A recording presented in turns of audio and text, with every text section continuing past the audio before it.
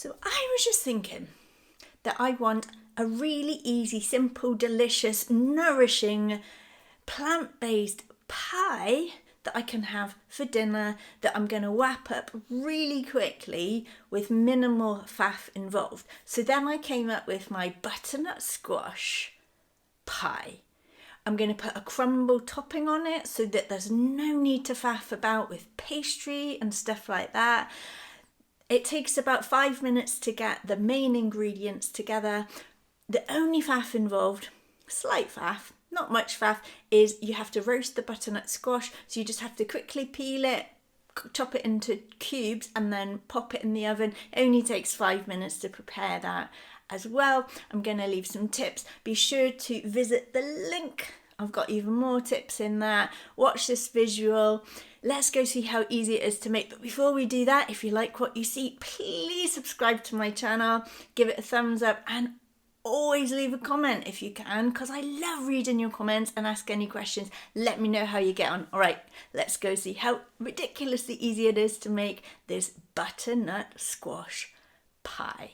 The main ingredients that I'm going to use are a butternut squash, a bit of broccoli, some plum tomatoes in a can, some black beans, and some creamed coconut. Creamed coconut, if you don't know what creamed coconut is, it comes in the solid block form and it imparts this delicious hint of coconut to the dish.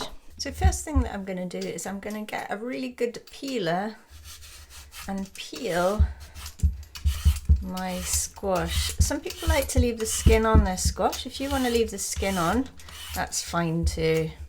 It's just a personal preference there.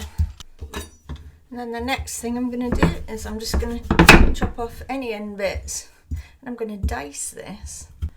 You want to scoop out and discard those seeds. And then I want to chop this as best I can into even cubes. So it's a bit of an irregular shape, so getting even cubes is fun. I'm going to go for about 1 centimetre cubed.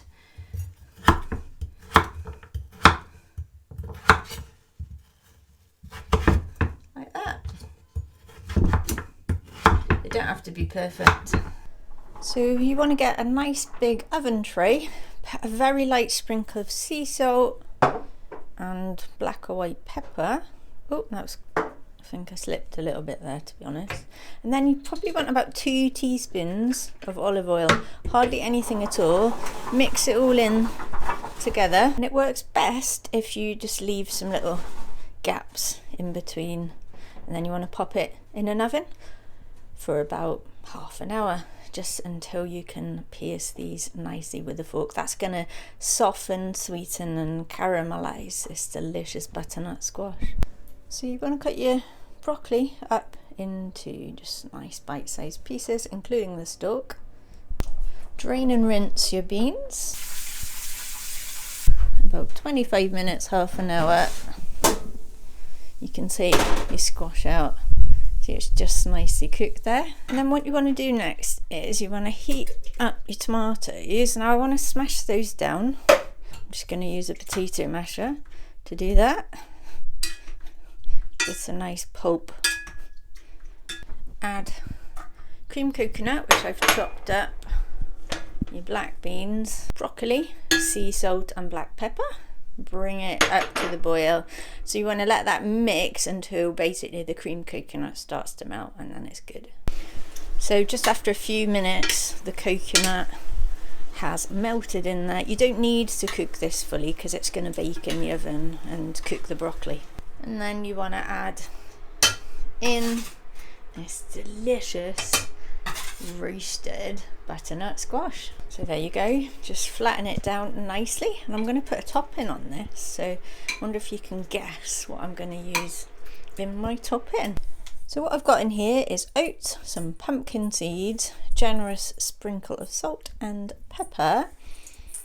You can also use regular flour in place of the oats if you want to. Then I'm going to use about a tablespoon of olive oil, and I'm just going to mix all that in until everything sticks together. So I'm looking for a crumble. And if you don't want to use oil, just use a touch of water. So I'm looking for that kind of consistency where it just starts to stick together. Just add like an extra little teaspoon or two of water, but only a very small amount, otherwise it'll go a bit claggy. And then pop that on top. If you use a bigger dish, a flatter dish, then just, you might want a little bit more topping on that.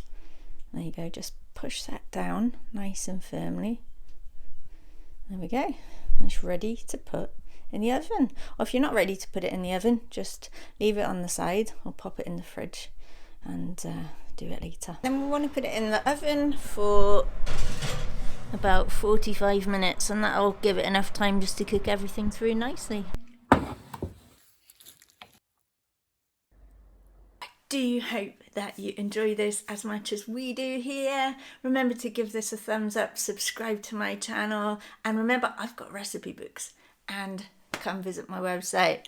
Alright, I look forward to seeing you in the next video.